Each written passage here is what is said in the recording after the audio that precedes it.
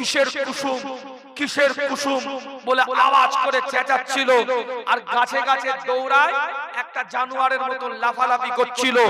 আজকে যখন তারা কিসের কুসুমের খোঁজে বেরিয়েছিল, তখনই ভারতবর্ষ থেকে প্রমাণ করে দিয়েছে কুসুমটা কিসের।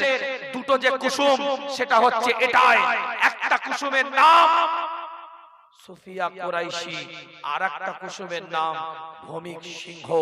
এটাই হচ্ছে কুসুম, তোমার চোখে পড়েনি। পেহেলগাঁওয়ের ঘটনার পরে সর্বপ্রথম যে ব্যক্তিটা শহীদ হয়েছে তার নাম হচ্ছে ঝন্টু আলী শেখ, আর সর্বশেষ যে ব্যক্তিটা শহীদ হয়েছে বুক টুকে বলতে পারি সেও কিন্তু আমাদের মতো লেবাসধারী। কথা কিছু বুঝতে পারছেন না? বুঝতে পারেন? তাও আমাদেরকে যদি প্রশ্ন চিহ্নিত জায়গায় রেখে দেন দেশের জন্য আমরা কি করেছি, তাহলে এটা খুব লজ্জাজনক বিষয়। এরপরেও যদি আমাকে আপনাকে প্রশ্ন করে যে আমরা দেশের জন্য কি করেছি, এটা খুব লজ্জাজনক বিষয়। কাশ্মীরের বুকে বিশেষ একটা ধর্মের উপাসনালয়ে বিশেষ একটা ধর্মের পোশাক পরিধান করে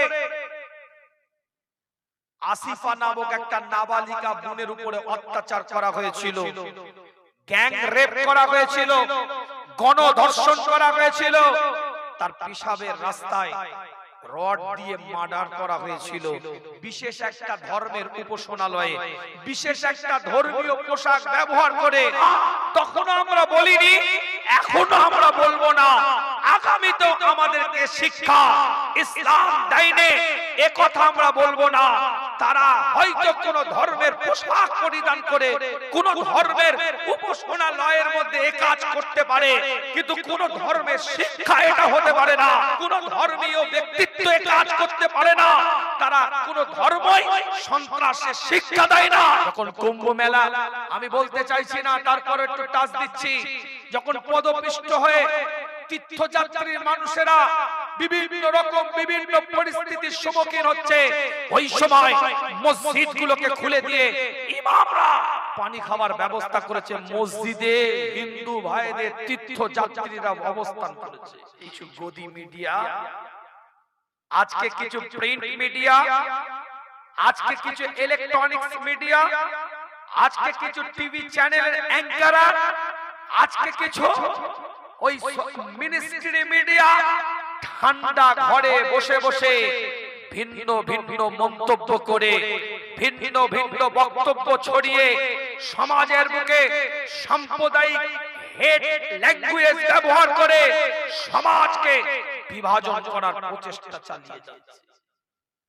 কথা ঠিক বলছি না ভুল বলছি?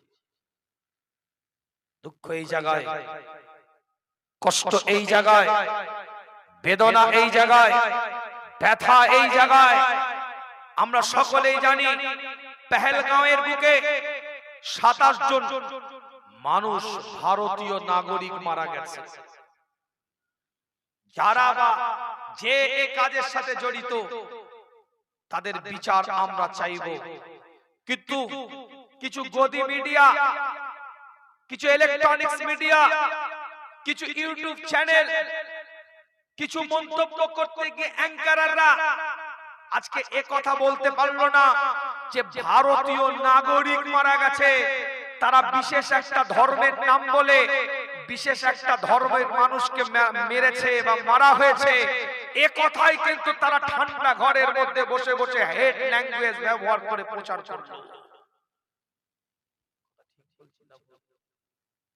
মারা গিয়েছে ভারতীয় নাগরিক, জাত নয়, ধর্ম নয়, সম্প্রদায় নয়, রিলিজিয়াস দেখবো না, আমার দেশের নিরীহ পর্যটক, নিরীহ নাগরিক মারা গেছে। যে বা যারা এই কর্মকাণ্ডের সাথে জড়িত আছে তাদের শাস্তি চাই, এটাই বক্তব্য। কিন্তু কিছু টিভি চ্যানেল, কিছু অ্যাঙ্কার তারা তাদের বক্তব্যের মধ্যে দিয়ে ফুটিয়ে তুললো বিশেষ একটা ধর্মকে কেন্দ্র করে বিশেষ একটা ধর্মের মানুষ মেরেছে। এই কাশ্মীরের বুকে বিশেষ একটা ধর্মের উপাসনালয়ে বিশেষ একটা ধর্মের পোশাক পরিধান করে আসিফা নামক একটা নাবালিকা বোনের উপরে অত্যাচার করা হয়েছিল, গ্যাং রেপ করা হয়েছিল, গণধর্ষণ করা হয়েছিল, তার পেশাবের রাস্তায় রড দিয়ে মার্ডার করা হয়েছিল। বিশেষ একটা ধর্মের উপাসনালয়ে বিশেষ একটা ধর্মীয় পোশাক ব্যবহার করে বিশেষ একটা ধর্মীয় ব্যক্তিত্বের পরিচয় দিয়ে, কিন্তু না, তখন আমরা বলিনি, এখনো আমরা বলবো না, আগামীতেও আমাদেরকে শিক্ষা ইসলাম দেয়নি এ কথা আমরা বলবো না। তারা হয়তো কোন ধর্মের পোশাক পরিধান করে কোন ধর্মের উপাসনালয়ের মধ্যে এই কাজ করতে পারে, কিন্তু কোন ধর্মের শিক্ষা এটা হতে পারে না, কোন ধর্মীয় ব্যক্তিত্ব এই কাজ করতে পারে না। তারা কোন ধর্মই সন্ত্রাসের শিক্ষা দেয় না, আর কোন ধর্মিক ব্যক্তিত্ব সন্ত্রাসী করতে পারে না। এটা আগেও বলেছি, এখনো বলছি, আগামীতেও বলবো। তখন একটা ধর্মকে কেউ ব্যবহার করেছে,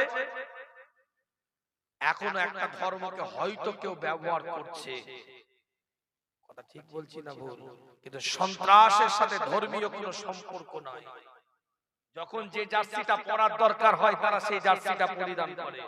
মাঠের খেলাটা কিন্তু একরকমই তারা দেখাবার চেষ্টা করে। কথা ঠিক বললাম না ভুল বললাম? খুব ভালো করে কথাটা বুঝবেন। না না বলতাম না, এই সমস্ত কিছু গদি মিডিয়ার জন্য বলতে বাধ্য হচ্ছি। না না বলতাম না, কিন্তু এখন বলতে বাধ্য হচ্ছি। আদিল বলে একটা সন্তানও কিন্তু সেদিনও একটা মায়ের কোলকে খালি করেছে। পেহেলগাঁওয়ের ঘটনার পরে সর্বপ্রথম যে ব্যক্তিটা শহীদ হয়েছে তার নাম হচ্ছে ঝন্টু আলী শেখ, আর সর্বশেষ যে ব্যক্তিটা শহীদ হয়েছে বুক টুকে বলতে পারি সেও কিন্তু আমাদের মতো লেবাসধারী। কথা কিছু বুঝতে পারছেন না? বুঝতে পারেন?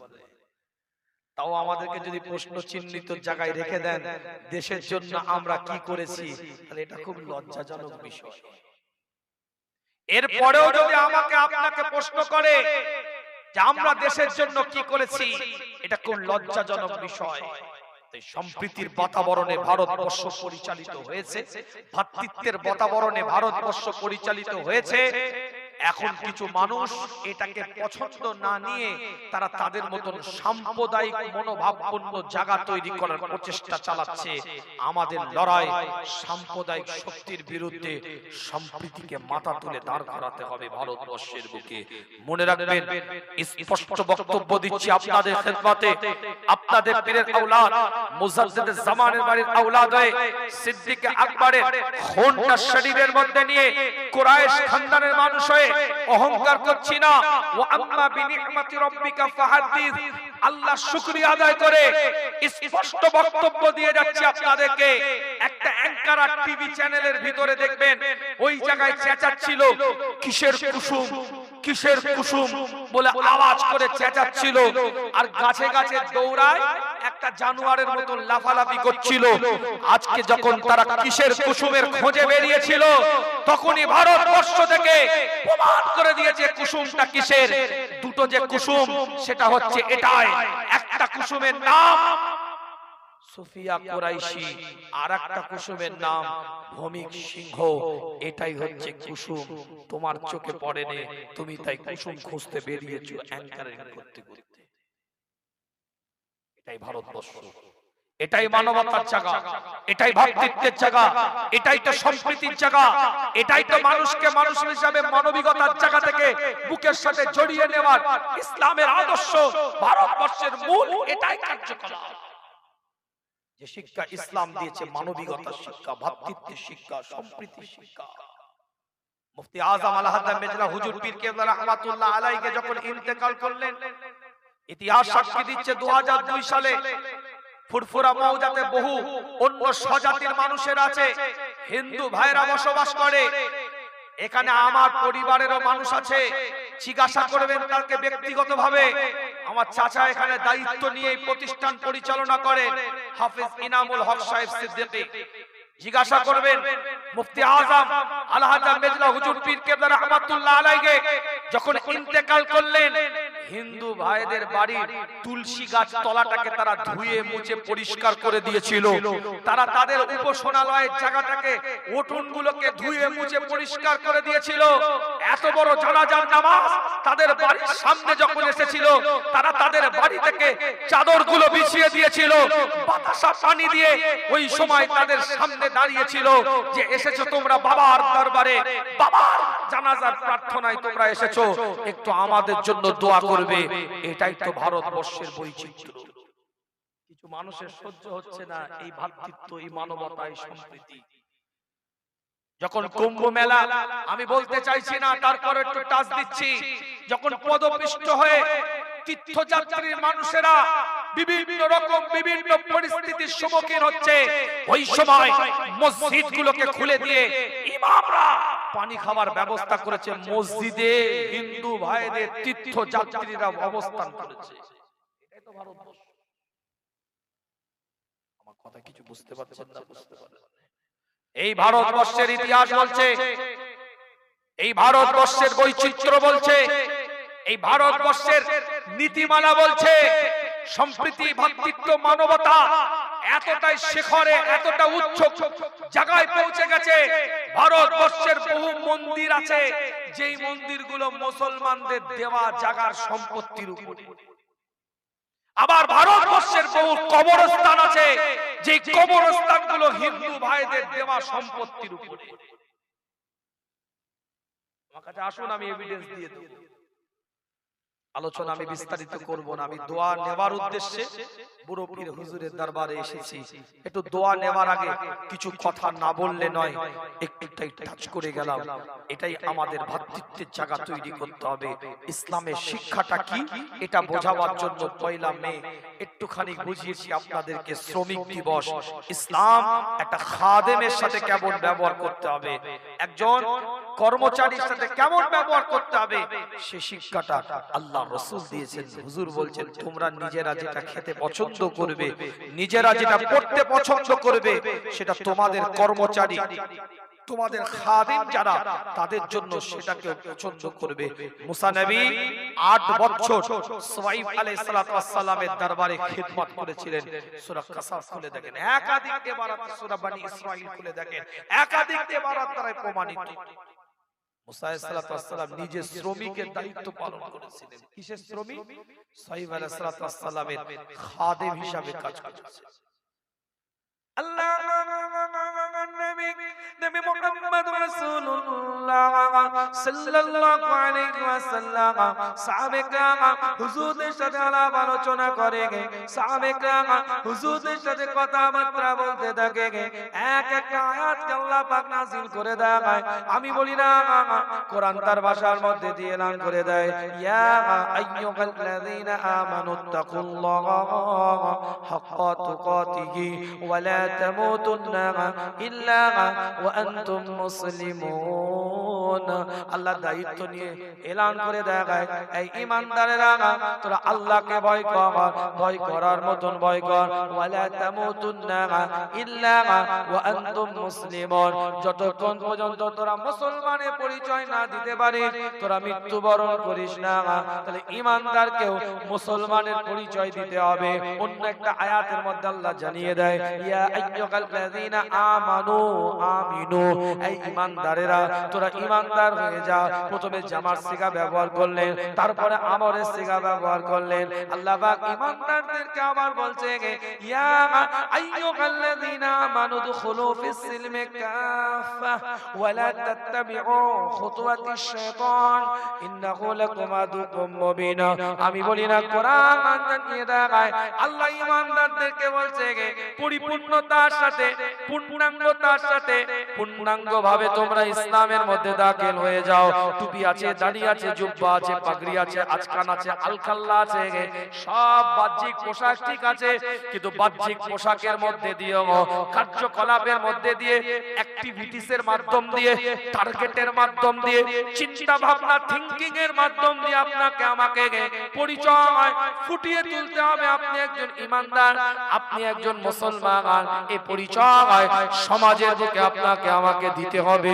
অন্য জাতের মানুষ, অন্য ধর্মের মানুষ, অন্য সম্প্রদায়ের মানুষ, অন্য রিলিজিয়নের মানুষ আপনাকে আমাকে দেখার পরে যেন ইমপ্রেস হয়ে যায়, যেন প্রভাব ফেলতে পারেন আপনার আমার কর্মকাণ্ডের মাধ্যম দিয়ে তাদের উপরে যেন প্রভাব পড়তে পারে। এমন কর্ম আপনি আমি করব, এমন আচার ব্যবহার আপনার আমার থাকবে, অন্য জাতের অন্য ধর্মের মানুষ ইমপ্রেস হয়ে যাবে আপনার উপরে, সেটা আবেগ তৈরি করে ফেলবে, আপনার ধর্মকে মহাব্বত করবে, আপনাকে ভালোবাসবে। আপনার আমার আচার আর ব্যবহারটাকে এমন ভাবে ফুটিয়ে তুলতে হবে।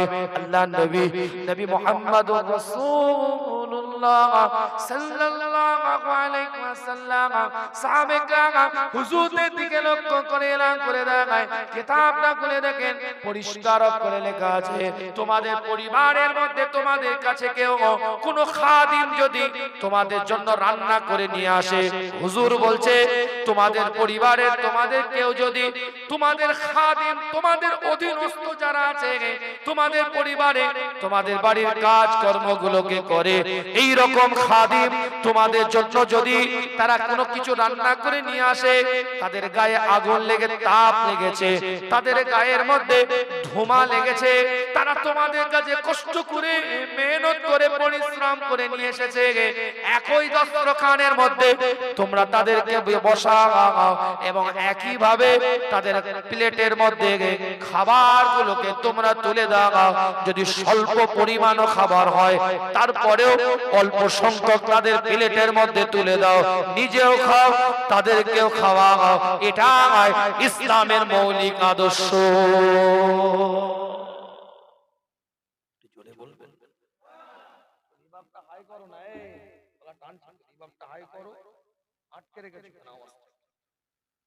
আল্লাহ নবী নবী মুহাম্মদুর রাসূলুল্লাহ সাল্লাল্লাহু আলাইহি ওয়াসাল্লাম খুব ফাস্ট আলোচনা করে যায়, অধিকারের কথা বলে যাচ্ছে আপনাদের খিদমতে।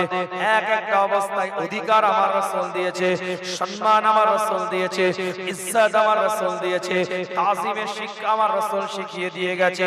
পৃথিবীর মানুষের কাছে আপনার আমার উপস্থাপনটা কেমন হবে, আপনার আমার আচার আর ব্যবহারটা কেমন হবে, শিষ্টাচারটা কেমন হবে, ডিসিপ্লিনটা কেমন হবে, না না উগ্রতার ভাব শিখায়নি ইসলাম, নম্রতার ভাব শিখিয়েছে ইসলাম, কলার ধরার শিক্ষা ইসলাম দেয় না, আপনাকে বুকের সাথে বুক লাগাবার শিক্ষা ইসলাম দিয়েছে, হাত দিয়ে কারো গালে থাপ্পড় মারার শিক্ষা ইসলাম দেয় না, আপনাকে হাত বাড়িয়ে কাউকে উপকার করার শিক্ষা ইসলাম দিয়েছে।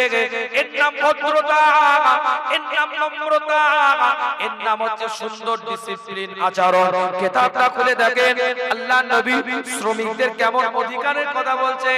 আল্লাহ নবী নবী মুহাম্মদুর রাসূলুল্লাহ সাল্লাল্লাহু আলাইহি ওয়াসাল্লাম জানিয়ে দেয়, পরিষ্কার করে লেখা আছে, কোন শ্রমিক তোমাদের পরিবারের মধ্যে, কোন শ্রমিক তোমাদের বাড়ির মধ্যে যদি কোনো মেহনত করে পরিশ্রম করে, তাদের পারিশ্রমিকটা তখনই তাদের হাতে তুলে দাও।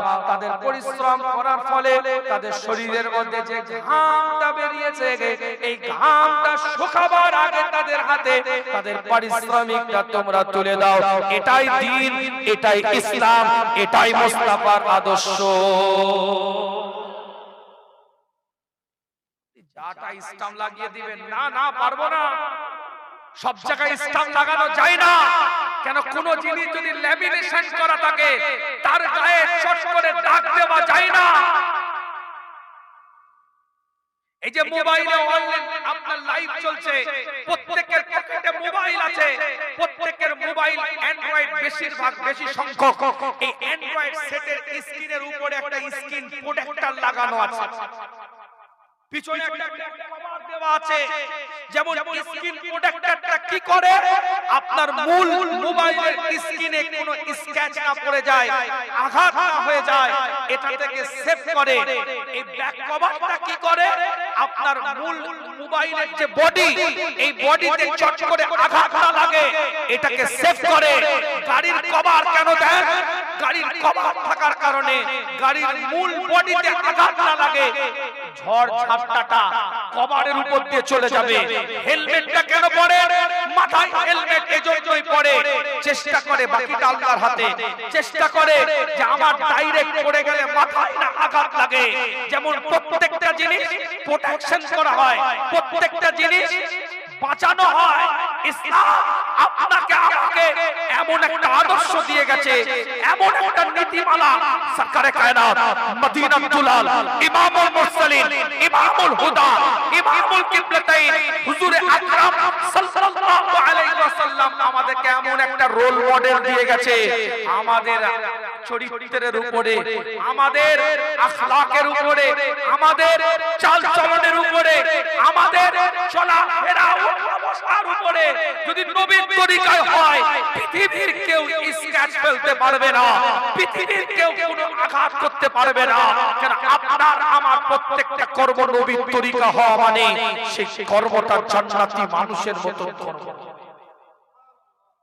সুন্নাত গাইড করবে, সুন্নাত প্রোটেকশন করবে, প্রোটেক্ট করবে আপনাকে, রাসূলের আদর্শ প্রোটেক্ট করবে। রাগ হওয়ার পরেও নবীর আদর্শ থাকলে প্রোটেক্ট করবে আপনাকে, গাইড করবে না। এটা তো আমার উচিত হবে না। আমার কথা কিছু বুঝতে পারছেন? এই কথা আমার মুখ দিয়ে তো বেরোবে না। এই জায়গায় আমি এই কাজটা তো করতে পারবো না। এটা ইসলামের নীতিমালা। আপনি যা খুশি চাপিয়ে দিবেন, না না মেনে নেব না, কোশ্চেন কালেও মানতে পারি না।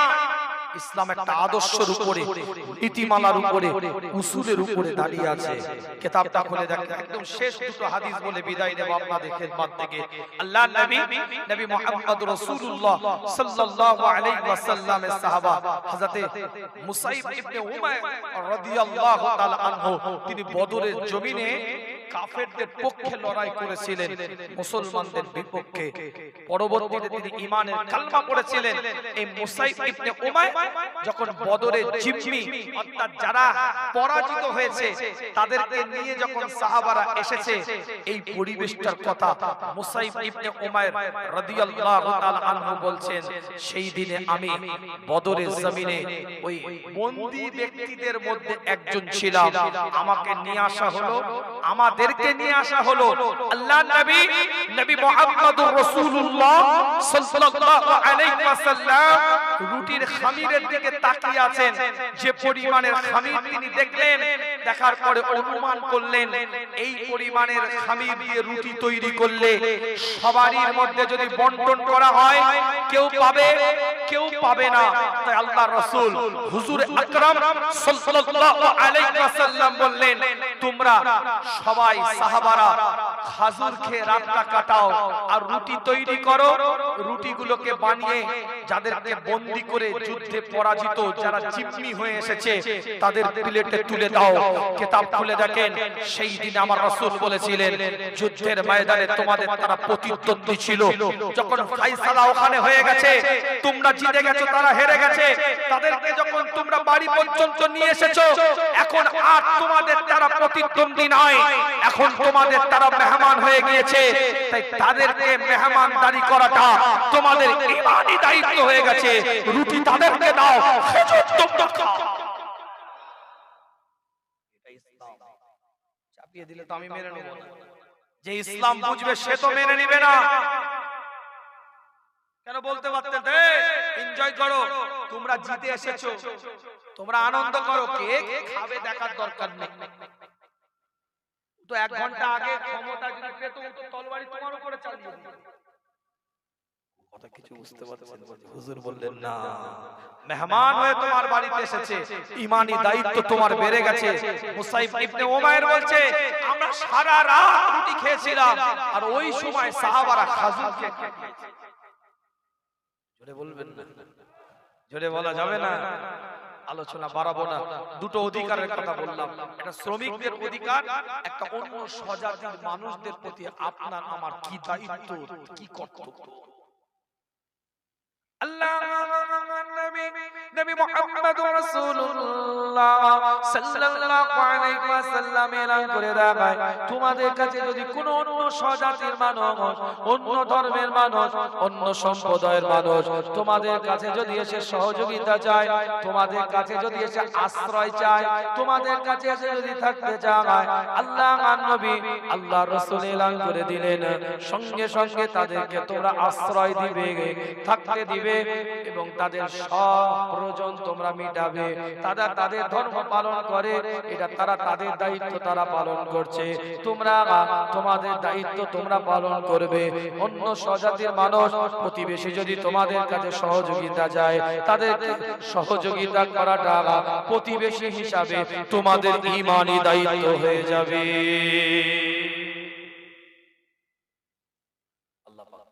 এরকম বহু হাদিস, বহু ইবারত, বহু কোরআনের আয়াত, বহুত ওয়াকিয়া আছে।